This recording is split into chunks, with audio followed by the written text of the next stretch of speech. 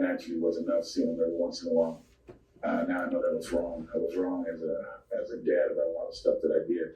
He was completely right about feeling the way he did about me. We've patched it up. I love him more than anything. I feel he loves me. My daughter loves me. They went through hard times. I did what I thought was right. I can't go back and change it. But after 4 years, I got him back. And Cody adores me, my 14-year-old, and killed my 17-year-old.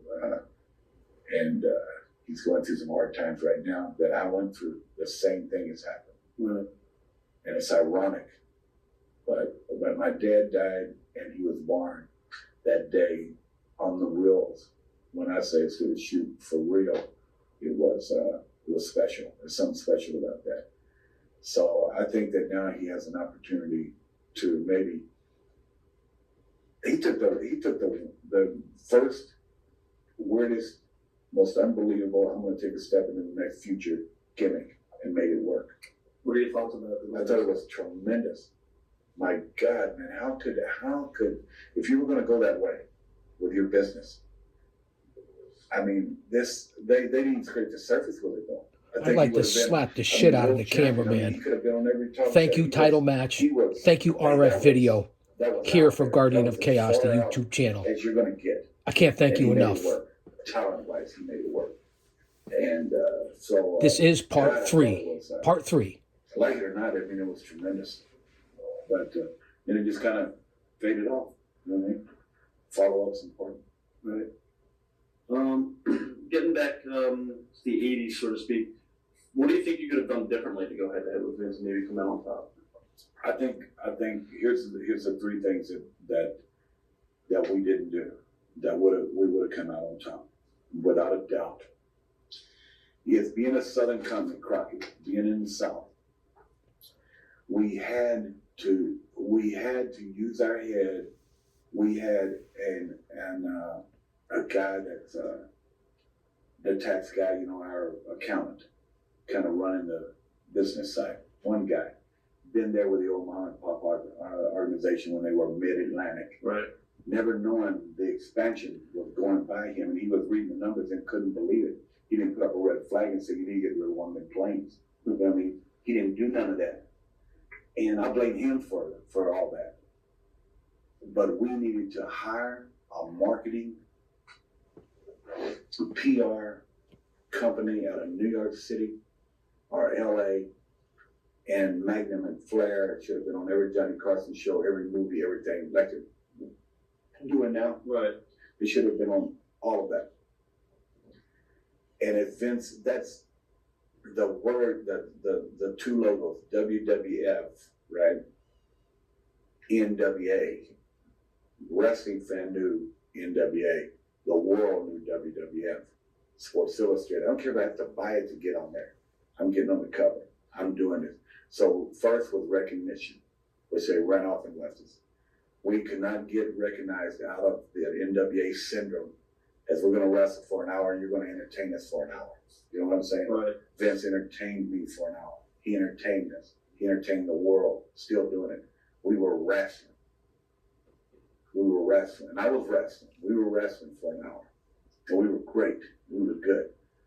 The world was not buying that. They were buying the wrestling and entertainment more. So marketing and exposure of name recognition. Every announcer at every football game would say, well, that fight between them 2 football players, John Madden said, that looks like something from WWF. Every time they opened their mouth, it wasn't TBS or WCW or NWA. And still today they do that. All right. So that's recognition. That's the thing. I think he didn't have a contractual agreement. I think the thing that hurt us worse than anything else was when we went to the contracts. To where we started paying guys that were working their ass off to make this is low, but I'm just going to use an example. Me and you and Winter Robbins, okay? We make $100 a piece. We're on top. We're back there next Friday. We work our angle, okay? We come back and we make 200. The house is up. That's the way it should be, period. That's the way Vince kept it for a long time. Right. That's the way it was. Not us. because we didn't want to go to Vince. We're going to give a bunch of guys that can't hold their jock strap, our laser shoots up a bunch of money. So what do right away? Your work rate goes down. Your injuries become more and more because you can be off. And if I was injured and I didn't make a show, I didn't get paid, and somebody else took my spot on top, right? If they could. And that's the way it should be. Yeah, I want to change. Bring your attorneys right now, everything. That's got to be a bottom line. You work for this money. It's so that's two. That's that I think really hurt us. Okay. I think third thing that hurt and competing wise was in my three is TBS. Not them hurting us, but they were great. I think the persona that he had, I don't even know if that's a word, might be a rodism, of it being if it isn't, we'll put it in our books. It is that TBS was a Southern company. All Vince had to do was say wrestling. Well, he wrestles, and he does it all the time on the interview. Every time he mentions the tournament. So Junior would say that. So right away, the world would say, LA, the hip people, you know what I mean? Bellucci, these guys, Jesus, the late John Lewis. Yeah, they were wrestling down there in the South, So it became the state South. The bigness of it goes back to number one, recognition of the product. Recognizing the product, associating the product with a certain amount of people. Standback headache powders, I was the first spokesman, but Standback didn't go to LA. It was a Southern company. I made money with that though, and I took it and it worked. But it didn't go over. Now then, Bayer, Excedrin, Tylenol, me on a commercial, nationwide recognition. It's where this guy at. He's with the WCW, the NWA, right? But I don't think they will ever, if we don't work for him, will ever overcome the WWF. Because there's a lot of circuses, but Barnum and Bailey is the big one. There's a lot of dancers and as far as ballerinas, but Baryshnikov is the one. When you say anywhere in the world, how did I overcome that? Because I went all over the world. I was in New York and LA, not just on TBS. TBS put me there. So when you say, no matter what they say, and my biggest gripe with doing documentaries is they leave out the 70s. It pisses me off. They leave out the little dukes. They leave out the races. They leave out the 70s because they're only doing right now what they think is numbers. Right. We'll talk with Eric. We'll talk with Vince. We'll use these guys on this. We'll talk a little bit about the old. We'll talk about the dead, Rick Hooker, right. You know what I mean? And all this shit. Well, they leave out the era that set the table that made all this thing happen. The 70s into the early 80s. They leave it out. Not one has come to that. Dusty is dead balls on about that. This is a real story here. This is a guy that was as powerful as anybody at the time and ran this country and this business. And everything that, most of the 80% of the shit we see, name-wise, recognition-wise with WCW, from matches to inventions, he did that. He invented the forget the 5-minute get over match. He invented the video magic of getting a guy over before he got there. So that pisses me off because they don't recognize that. And I blame WCW or WWF or whoever that's saying, hey man, the guy you need to talk to is Dusty Rhodes. You know what I mean? Right. Because he can call you and get all the tickets he wants. So we can put together some for him. You know what I mean? So it kind of pisses me off to where that lack of respect. And lack of respect for me is the worst thing that really turns me off about the industry. So them things, without the recognition, we could not compete with him. I got off on a tangent on something else because I really hate them things. I mean, I see him there, and it's not egotistic. I want to see myself in there. There's not one tape of me wrestling on there. On the ones, you know what I mean? And we've seen 20,000 Bret Hart videos in the last 2 years. You know, not lately. I'm not talking about this Right. year, but before you would see, you know, so he's somebody smart enough to sell him his stuff. You know what I mean? So anyway, Let's see what else there is. Well, coin a phrase, everybody. I want to know what your opinion is. Don't hit me with the dusty finish. Everybody says, "Oh, no, the dusty finish. Dusty killed the pound. The dusty finish." Blah blah blah. What's your opinion on that term? it was like I like it because you got to have a town to kill. Right. The dusty finish got over in this town. Okay, I don't think you'd ever kill a town. You know what I mean? Or you might have really endangered a town. But my brother-in-law, okay, Typhoon, Fred Otman, Right. the greatest live piece I ever seen on TV is when he fell through the wall. And I didn't fall through the wall. I didn't produce it to have him fall through the wall, but I did. But I killed myself by hiring my brother-in-law to fall through a wall. I mean, that's as simple as it sounds, and it's so funny. I mean, it's the greatest live piece, except for this guy with a guitar hitting Moolah on TV. I've never seen a shot like Moolah took from this guitar. It was the greatest event in my life. I've never seen a shot like that. Right. I mean, and you wonder, why, here I am talking about it as a mark. Right. I couldn't believe it. And as they showed it back and they ran it, man, I'm saying, this is the fucking shot of I thought Cactus's jump off the top was the most awesome thing in our business. Right. And his second one into the text, but the first one, okay, that's one. But this here, this is close. Right. I mean, the way she looked, the bitch, when she hit her, and I love Moolah, man. I mean, her face all collapsed, in the slow motion. All the vehicles just went, like they rolled down, man. And it happened so quick. Me and Cody were sitting there. I mean, I popped because I'm a mark for the business. If I ever stop being a mark, I won't be worth a shit. Because I got a lot of time left in it. In front of the camera, behind the camera, whatever, I love it. And when that happened, I said, I've been waiting 30 years for this shot to see this. I mean, he hit the Nate, and they don't make a shit. He hit Moolah in the middle of the ring, and it was just, and she went like, she sold it like she's going to electric chair, man. So it was, yeah, that was a highlight for me, man.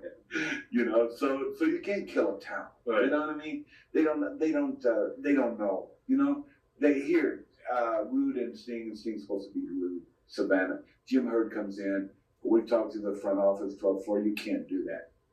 So all they see at home is the other finish. Right. You know what I mean? But corporate wise, for all the years I was here, I couldn't do these things.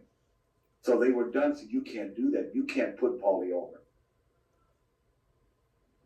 With Crockett or with Florida, I didn't come on time with Florida. So with Florida, I could do my finishes, okay? Right. And Eddie would help. He was a man. But somewhere else, Vince don't want her to do that. Vince don't want him to do that.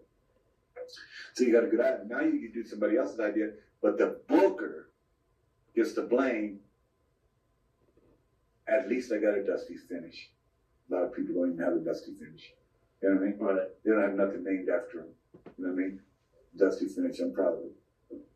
They never thought of it. They wouldn't know a finish if they tripped over it. What are your opinions on today's wrestling as far as the fast-paced angles, storylines changing at a rapid pace? Today is you have to move with the times. And the times are dictating tits and ass. Fast pace. Vince. More storylines than ever before. More of a movie than a wrestling event on Raw. 3 hours for Nitro is too long. It's too long to sit there. They even have a halftime at the Super Bowl. No matter what they do, what the new guys do, whoever's there. Right. It's very hard. It's difficult. But who gets the blame for it? We go back to the dusty finish. They will. You know what I mean? But it can't, sometimes in a situation, it cannot work. ECW, 5 guys the other night, slow down. I said, kids, just slow down. I don't mean slow down and stop. They go, wow, I can't believe it. What if he would have reached down? I would have got on a plane and went and kicked the shit out of him. If he would have reached down and picked her up and slammed her. He didn't have, you know what I mean? Right. She went down, that was it. Right. The shot, phew, that was it. Right. You know what I mean? These kids the other night threw 2 tables to the floor. Right away, the babyface is picking them up, dragging them back in, doing the second one. So at home, you're going, oh. So what, it's like Sabu would say, it's, if you're hurting, goddamn, you're hurting. I don't want the babyface around me if I'm hurt. Right. So you can slow down and still go fast. And if that was the part to learn of now that I see that's a little bit different, is to slow down. You have to have the baby face that we talked about. You have to have the baby face that contradicts the bad. So the kids at home are seeing all this stuff. You have to have the one guy, whether the net people hate him or not. I call them the net people or the marks or the smart mark, whatever we call them. Say, well, that's honky, that's carny. You gotta have that one guy that says he's wrong and I'm right, America, or whatever it is. You have to. I don't give a shit what it is, in the movies or whatever. So we need to do that. But this is the most exciting time that I've seen in our industry right now. So it's cool. Back in its heyday, going back a little bit to the Von Erichs, you worked for Fritz when you first started out, but you never went down He there. started me. Right. Yeah, Fritz actually started me. Danny Pledges gave my name.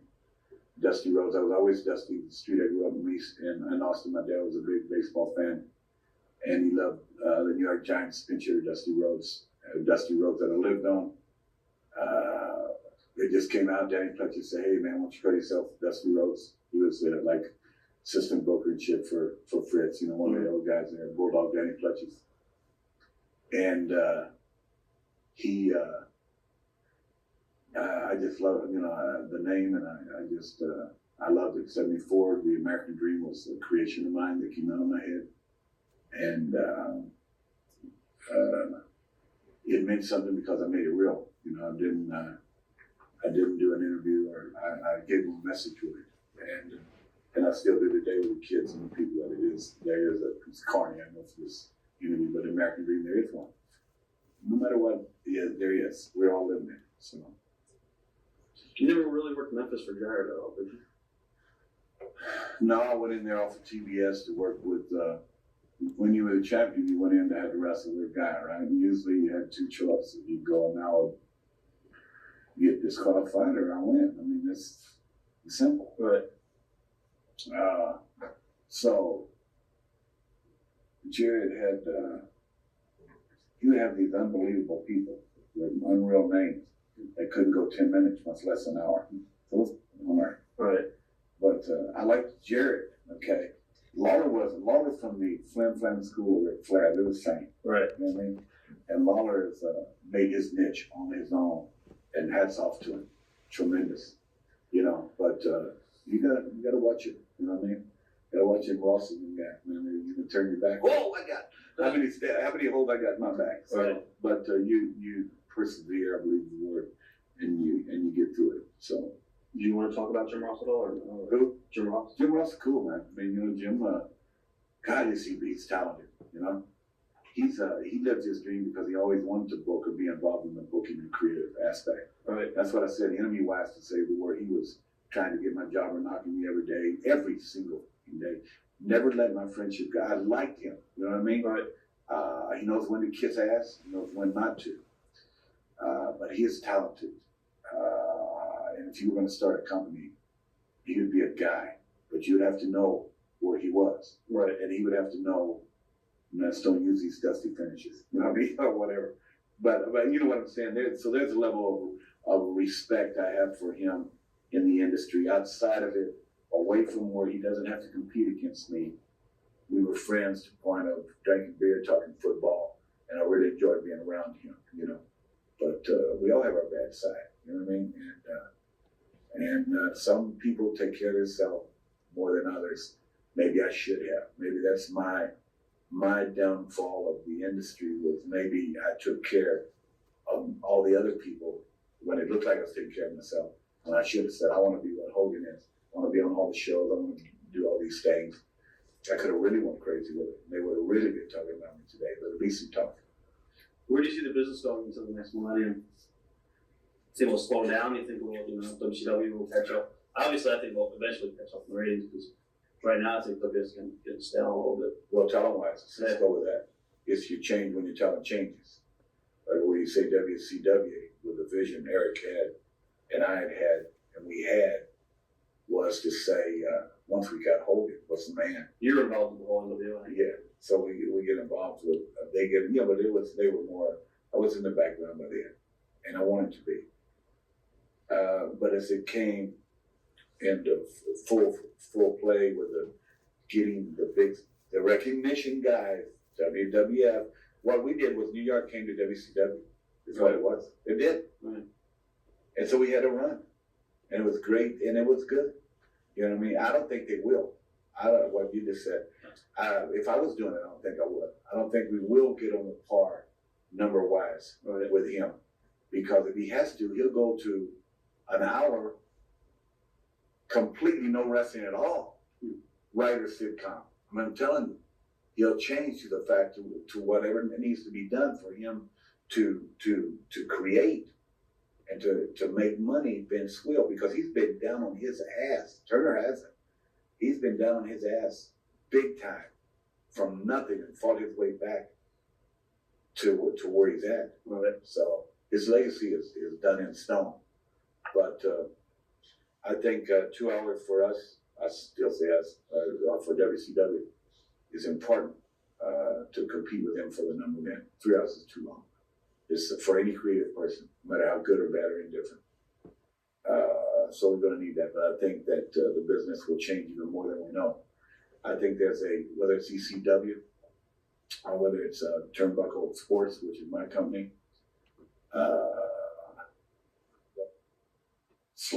don't forget that.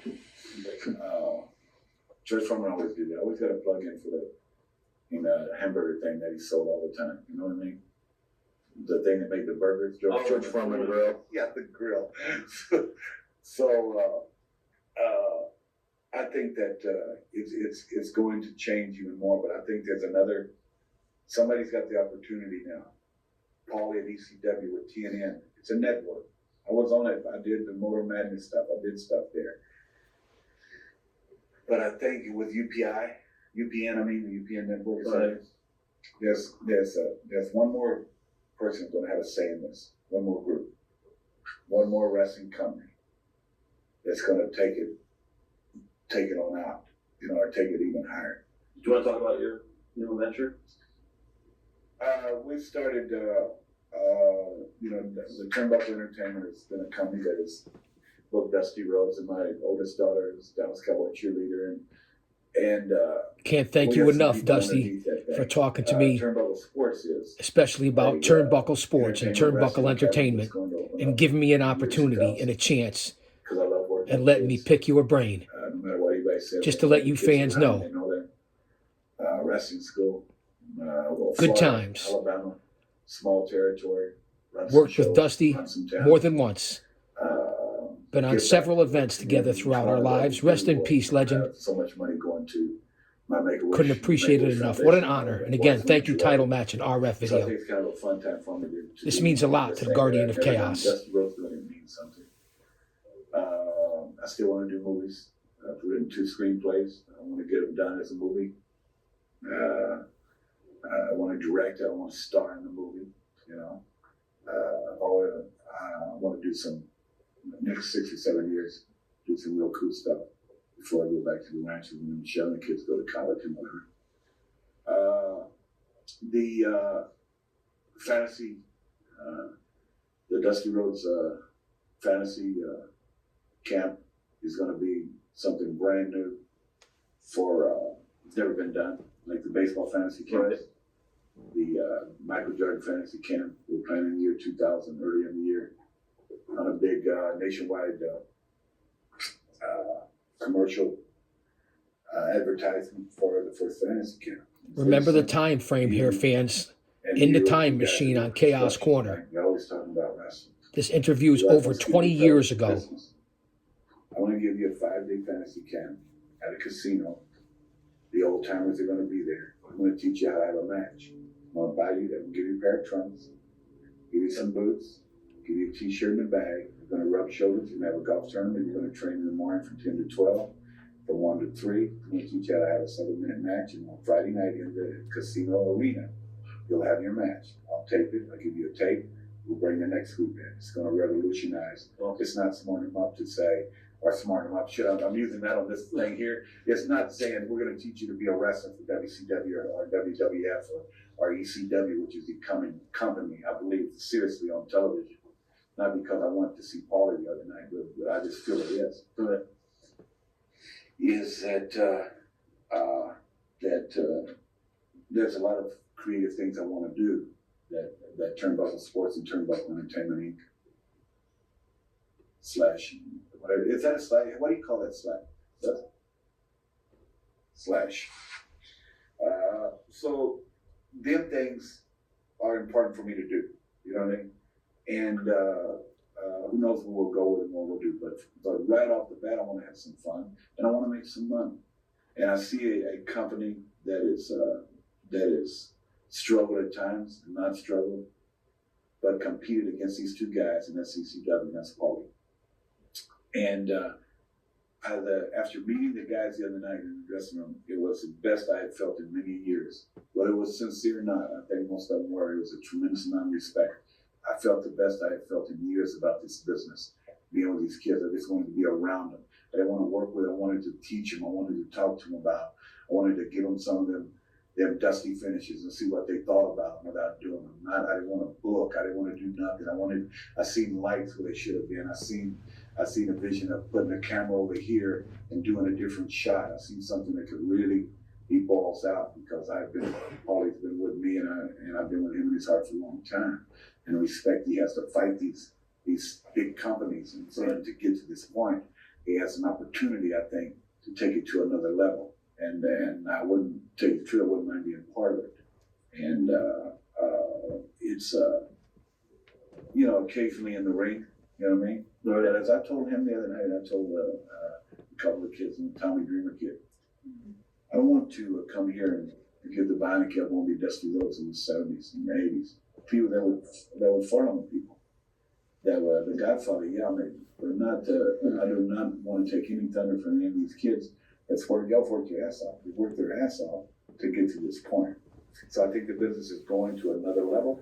I think there'll be another company involved, whether it be mine, whether it be ECW, whether it be JWB or whatever the hell it is. It's going to be something else really happening in the year 2000.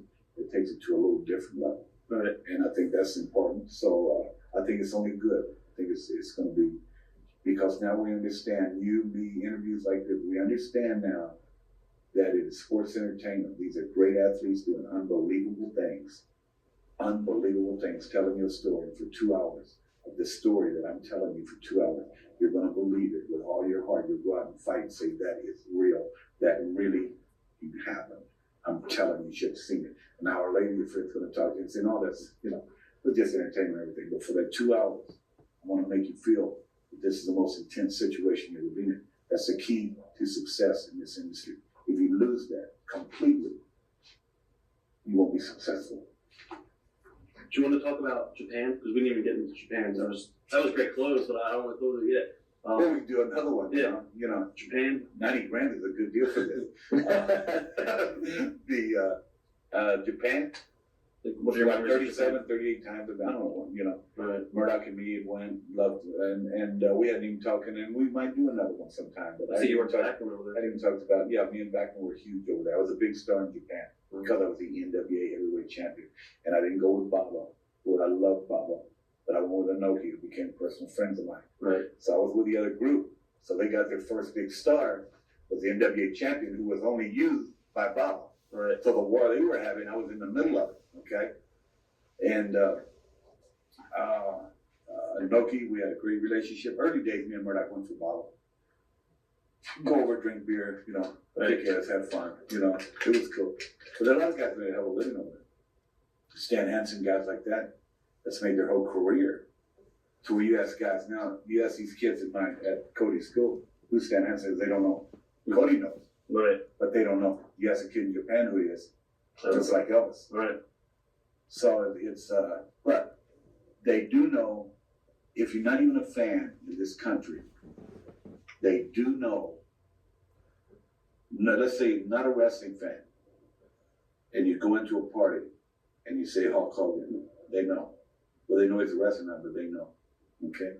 Andre the Giant, they know. They know. Right. Babe Ruth, they know. Ali, they know. Dusty Rhodes, they know. And that's a fulfillment. That's the American dream. They do. And that's not a bullshit. Oh, it's Carney Indian. They do. They know